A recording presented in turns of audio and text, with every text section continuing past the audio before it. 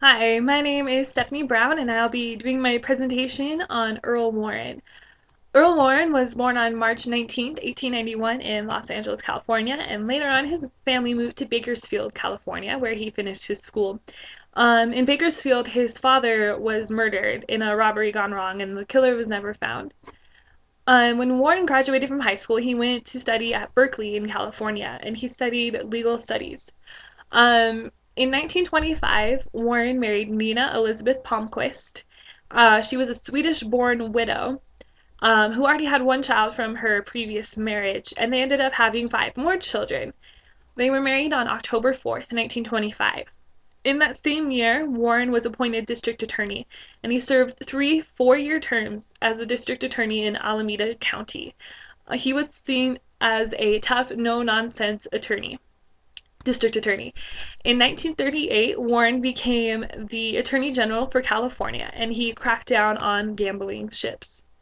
In 1942, he became the governor of California, where he also served for 3 terms. He was the first person to ever serve 3 terms as a governor in California, and they made a law after that saying that you were not able to serve more than 2 terms as governor. In 1952, he stood as the favorite son of California in the presidential elections, and he was beaten out by Eisenhower.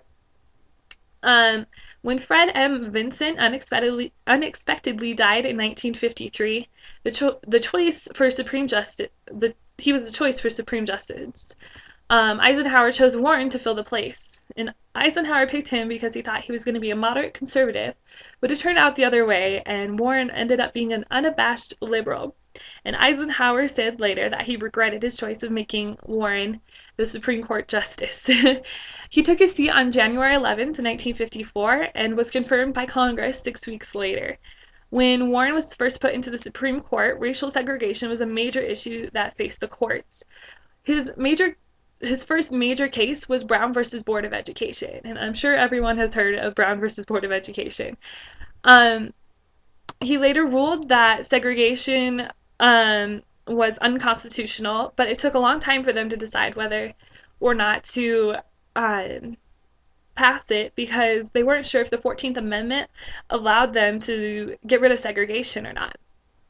And Warren went on later after that and led the courts in many decisions that changed schools in the country forever. And Earl Warren died on July 9th, 1974. Earl Warren contributed a lot to education. While he wasn't an educator, he still banned segregation from schools and allowed black children to go to school and have the same opportunities that white children had. And this just shows you that you don't always need to be a teacher or an educator to be able to have an influence in schools. You can be someone like Earl Warren, who was a Supreme Court justice. He allowed schools to be more equal in their school systems, and they let blacks have the same rights as whites and allowed them to have the education that they needed to be able to succeed in this country and be able to live the American dream of being able to progress in society. Um, he also helped people realize that blacks are just as smart as white people because back then it was thought that blacks weren't as smart as white people, but many times we have black children who are smarter than white children, and sometimes we have white children who are smarter than black children. Um, Warren's contributions have helped schools become more equal, and if it wasn't for his ruling, I know personally I wouldn't have made as many friends as I have now because they'd be going to a different school and maybe not even going to school. Um, and then also, I think that it got rid of some racism in schools. Um, Education took a huge step in shaping the country by unsegregating schools. It was like a stepping stone for um, blacks' equality in this country.